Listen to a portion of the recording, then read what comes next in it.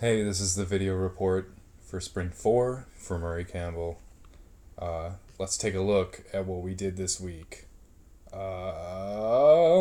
did a bunch of collision optimizations. It was good. We added tiered collisions.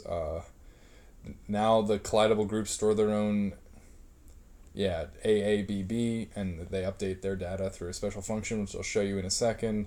Collidables keep a separate bounding sphere for use in the tiered system.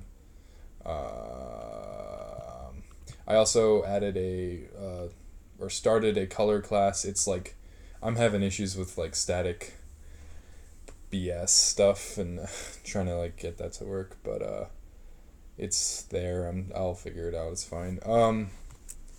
Let's just take a look here.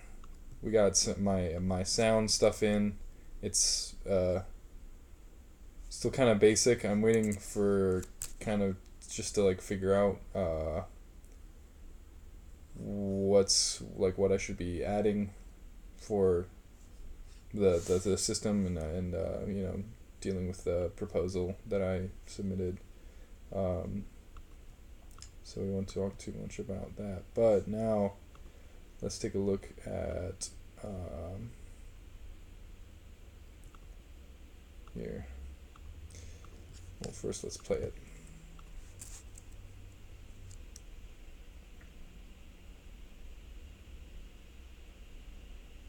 You might want to turn your speakers down just for a second. I turned the desktop audio down, so you probably don't have to worry about it, but just giving a warning in case.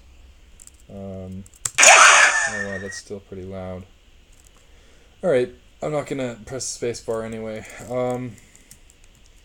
So here we are in the tiered collision system. I'm choosing just to like show so I'm visualizing the bounding AABB, but I'm also visualizing just the collision volume that's kept by the collidable, just because I want to see it. But you can see when we've passed the one test, we go to the other, and then when we pass the other test, we go to that one. Yeah, basically it's like that. So it'll only check for collision between these two when it's in here, and won't be checking for collision with all of these other things. So let's take a look and see how I did that. Yeah, so I mean it's pretty self-explanatory. I have my internally kept bounding sphere, which can be accessed. The data for that is not super crazy. I just like tell in the update collision data, tell the B sphere to update alongside the collision volume. That's all well and good. In the collidable groups, there's a different process, and that is you have an enclosing AABB. It's kept internally.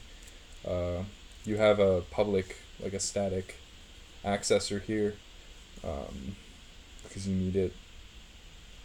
And then here is where the magic happens. I'm doing these calculations. I basically like find the min and the max corner of this bounding AABB by getting the internal B spheres, or by iterating through the internal bounding spheres of all of the collidables in the collection, and then I basically like get the min and max point from that. I find the center. I don't know how to do the world, because you need a world matrix to calculate other things that AABBs need, like the half diagonal, or the world space center. So I constructed my own world matrix from like the center between the max and the min. It's kind of inefficient, but this is how I'm doing it right now. And I also, but previously I was constructing this matrix just by using the min corner, and that looked fine, but I'm like not sure if it's like more accurate to give it the center matrix.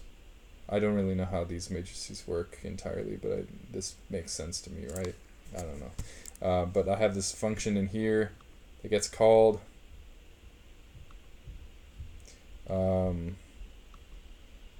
So it basically is a modification of the compute data function in AABB, except it just like assigns this here, does all of that. That's good. So now we have that, and in the collision test commands, in collision test pair and collision test self, in pair we iterate through all both collections. We do the AABB test. If that is true, if it's true, then we move on. If it's not, well, if it's not true, we visualize that AABB, which is why you can see it there. If it is true, we go on to the B-sphere test. If that's not true, we're visualizing the B-sphere. Let me get rid of this. If that's true, then we do the final test result between the two collidables. And that's how that works. That's all good. For collision test self, I think I fixed it now.